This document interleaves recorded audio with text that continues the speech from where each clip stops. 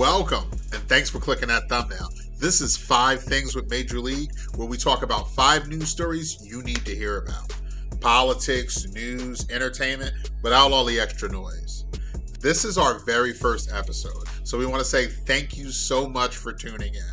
We've got a lot to talk about. This week we're going to be talking about Bernie and AOC fighting oligarchy, ICE ghosting people off the streets, Trump revokes protections for migrants, Tesla tanking, and we say goodbye to Big George Foreman. But first, if you like this kind of content, it would be incredible if you would like, subscribe, and share. Thing number 1, Bernie and AOC are fighting the good fight. This weekend, Bernie and AOC wrapped up their 5-city Fighting Oligarchy tour. They spoke to overflow crowds in Nevada, Colorado, and Arizona. The 2 progressive members of the Democratic Party are trying to mobilize voters and their peers in Congress to stand up to Trump and Elon. Now, this comes as many Democratic voters and the rank-and-file party members begin to call for new leadership. My thing is, Bernie and AOC are seeing what Hakeem Jeffries and Chuck Schumer are missing. People want a fight. They want their elected officials to reflect the outrage they are feeling at home. People are angry, and it's not just Democrats. Have you seen any Republican town halls lately? Now, the pitfall I think Bernie and AOC need to avoid is not answering the question that they pose in this flyer. Where do we go from here? If their answer is either donate $5 to the Democratic Party or wait 4 years to vote for them, a lot of people will be disappointed. Thing number 2, ICE is out of control. Federal immigration authorities have wrongfully detained U.S. citizens. ProPublica interviewed Jonathan Guerrero, a 21-year-old Philadelphia-born man who was rounded up and questioned by ICE back in January. Guerrero was immediately released, but that isn't an isolated incident. Stories like this have been reported all over the country, from Utah to New Mexico to Virginia. A Venezuelan soccer player who was in the U.S. awaiting for his asylum case to be heard was rounded up and deported to El Salvador, a country he's not a citizen of and has never been to, and put in prison with the country's worst gang members. My thing is, we are far past the slippery slope of bypassing our constitutional right to due process. ICE and the Trump administration is outright ignoring it.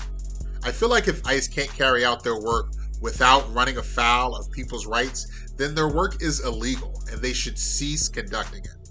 Thing number 3, Trump turns his back on Cubans, Haitians, Venezuelans, and Nicaraguans. More than 500,000 migrants who were in the U.S. legally had their temporary legal status revoked this week. These migrants were brought into the U.S. under a Biden-era sponsorship process known as CHNV. It allowed the migrants and their immediate family members to fly into the U.S. if they had American sponsors and remained for 2 years under a temporary immigration status. These migrants have been warned to leave the country before their permits and deportation shield are canceled. Here's my thing. This feels like bitterness and spite. There isn't a reason to go after 530,000 people who went through all the proper channels and committed no crimes. This feels like an attack on any immigration process Biden created and the work of a bitter and small man. Thing number 4, Tesla is flirting with disaster. Shares of Tesla shot up 91% after Election Day, peaking just before Christmas. Since then, it's been on a deep slide, wiping out that Election Day bump and then some.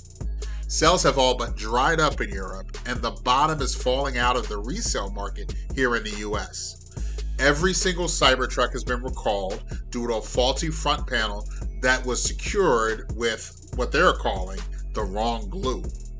With that stock price cut in half, investors are starting to call for Elon to step down as CEO and help salvage what's left of an irreparably tarnished brand. So here's my thing. It couldn't have happened to a more deserving company. If you totally ignore the fact that the CEO of Tesla has sided with every far-right and fascist group at home and abroad, the product Tesla has put out has just been terrible. Take a minute. Search up videos of the Cybertruck in action. They quite literally fall apart when asked to do exactly what the manufacturer recommends you do with them. Thing number 5. We lost a real one, you guys. Legendary boxing champ George Foreman passed away this week at the age of 76. He is most known for becoming the world's oldest heavyweight champion in history by knocking out Michael Moore at the age of 45.